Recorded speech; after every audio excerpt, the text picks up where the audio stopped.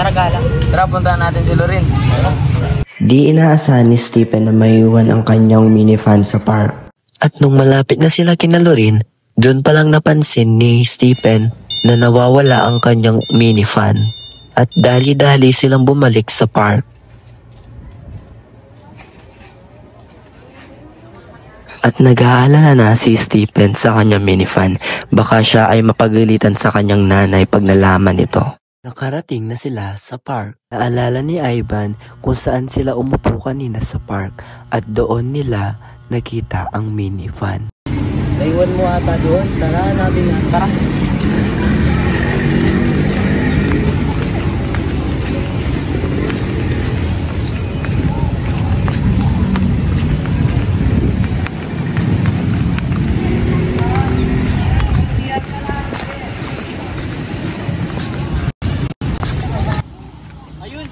Ayun, nawala.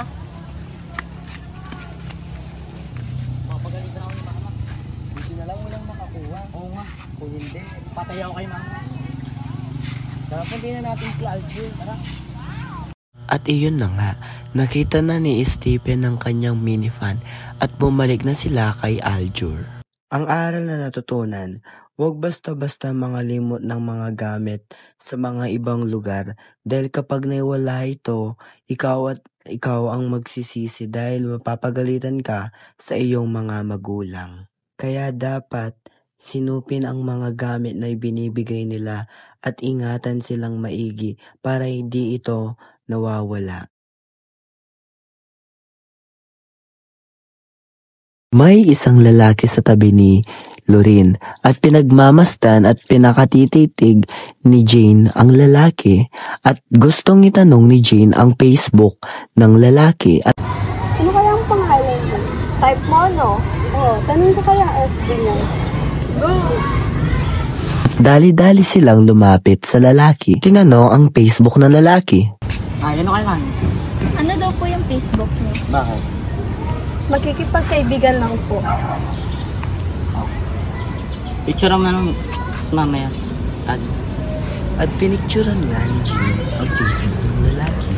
At dali-dali silang umalis at nagpasalamat sa lalaki. Takas si Stephen bakit kinuha ang kanyang FB. Yun yung FB ko. Ano kaya kailangan? Dali-daling chinat ni Jane ang lalaki at tinanong kung may gagawin siya.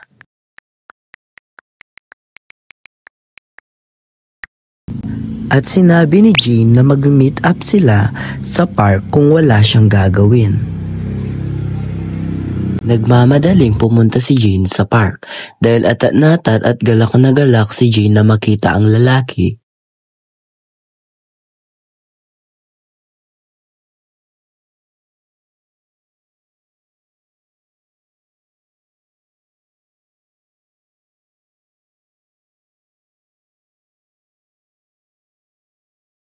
At nakalabas na ang lalaki sa kanyang bahay. Nagmamadali din siya na papunta sa park dahil tiyak niya na naghihintay na ang babae sa kanya.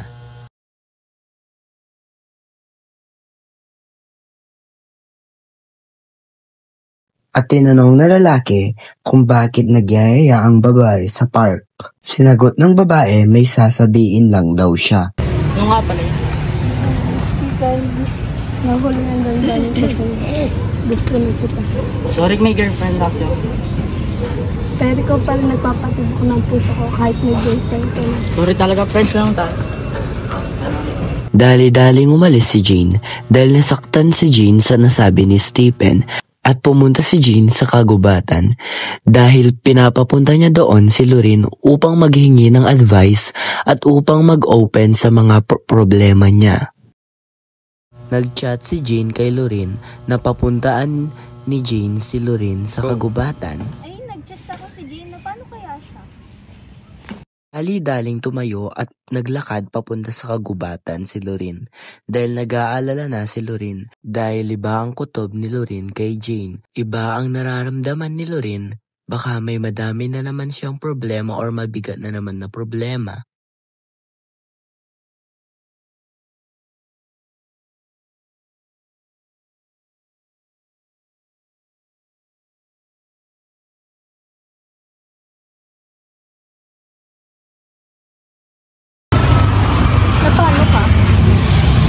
At kinuwento ni Jane ang mga nangyari sa kanya at nalulungkot si Jane dahil hindi siya kinrushback ng crush niya. At binigyan naman ni Loren ng advice si Jane. At naging masaya na si Jane dahil binigyan ni Loren na advice si Jane. At yun na nga nagtatapos ang kwento. Ang aral na natutunan, hindi lahat ng tao ay magkakapareho ang nararamdaman. Kahit gaano mo kamahal ang isang tao, hindi mo pwedeng pilitin na magkagusto din siya sa iyo. Minsan hindi talaga para sa iyo, kaya tanggapin na lang ang desisyon ng iba.